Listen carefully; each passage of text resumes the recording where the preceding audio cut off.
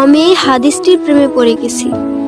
আপনি যখন নীরবে ঘরে বসে কান্না করেন, আল্লাহ তখন ফেরেশতাগণদের উদ্দেশ্য করে বলেন, কোন জিনিস আমার এই বান্দার চোখে পানি আনলো? ফেরেশতাগণ বলেন, আপনার বান্দা সুখে নেই, আপনার বান্দা অনেক দিন হাসেনি। এই বলে ফেরেশতাগণ কান্না করতে থাকেন এবং আল্লাহকে বলেন, হে আমার রব, আপনি জানেন আপনার এই বান্দার হৃদয়ে কি রয়েছে, অতএব আপনি তার জন্য সবকিছু সহজ করে দিন।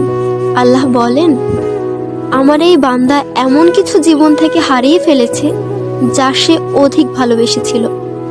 অতএব আল্লাহ বলেন, আমি শপথ করছি, আমার বান্দা তার জীবন থেকে যা হারিয়েছে এর চেয়ে উত্তম জিনিস তাকে এনে দেব, যা দেখে দুনিয়া ও আখিরাতের সবাই বিস্মিত হবে। আলহামদুলিল্লাহ।